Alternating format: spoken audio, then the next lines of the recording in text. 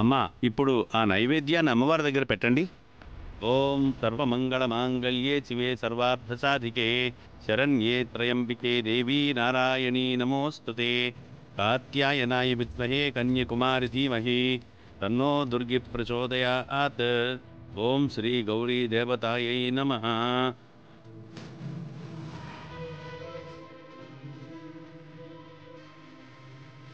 అమ్మా తల్లి, ఆయన్నే ప్రాణంగా భావించి బతుకుతున్నాను.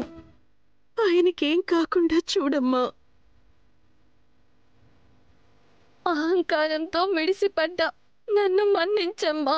మా ఆయన్ని ఎలాగైనా బ్రతికించు తల్లి.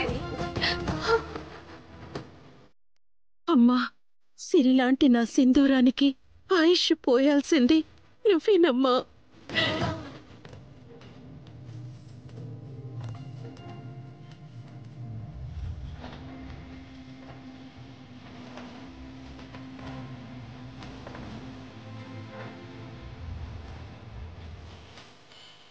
అమ్మా ఇక అమ్మవారికి పాలాభిషేకం చేయండి అమ్మా.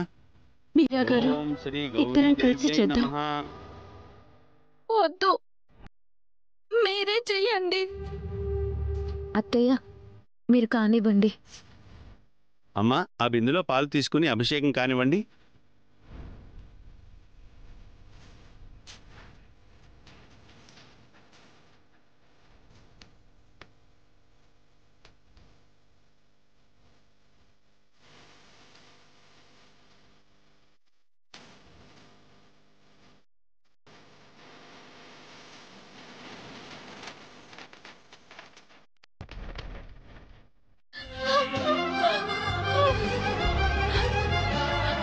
ఆయన బతికారంట. అత్తయ్య, అత్తయ్య,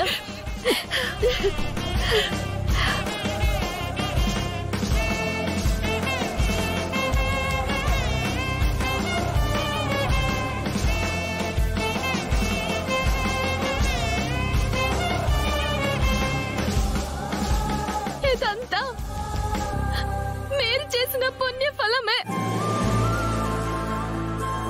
మిమ్మల్ని అనరాని మాటలన్నీ అన్నాను, నన్ను మన్నించండి. చచ్చా, మనలో మనకి మన్నింపులేంటి? నువ్వు మాత్రం అమ్మవారికి పూజ చేయలేదా ఏంటి? ఇది మనిద్దరి పూజా ఫలం. ఇప్పుడే మనం ఆయన్ని చూడటానికి వెళ్దాం.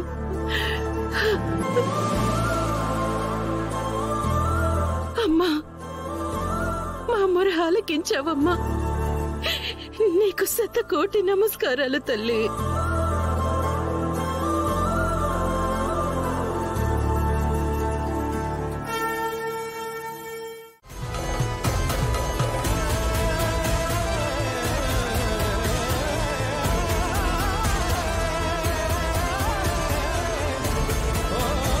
బావా,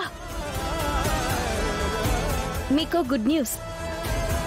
మీ నాన్నగారు అవుట్ ఆఫ్ డేంజర్.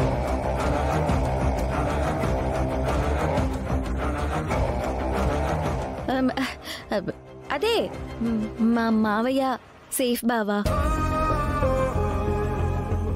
మీకు మా మావయ్య ప్రస్తావన తెచ్చినా, ఆయన వరుసకి నీకేమవుతారో చెప్పినా కోపం వస్తుందని నాకు తెలుసు.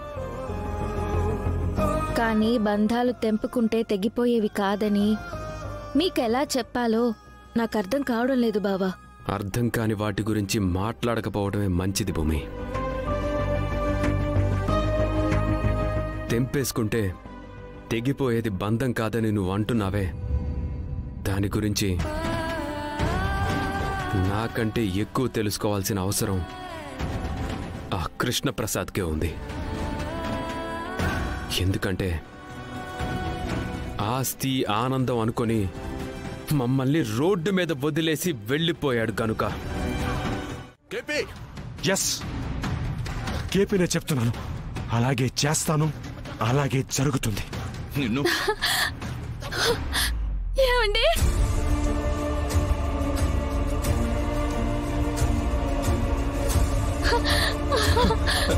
నాన్న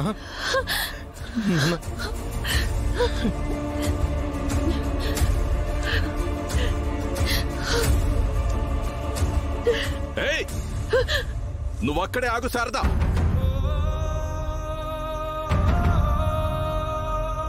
కేపీని చూడ్డానికి ఈ చుట్టుపక్కలకు రావద్దని మేం చెప్పాం కదా.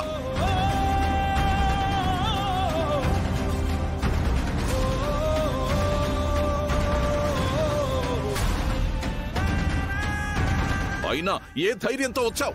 కోప్పడకండి అన్నయ్య, నేనే శారద గారిని తీసుకొచ్చాను. ఈ రోజు తను చేసిన పూజ వల్లే మా ఆయన బ్రతికాడు.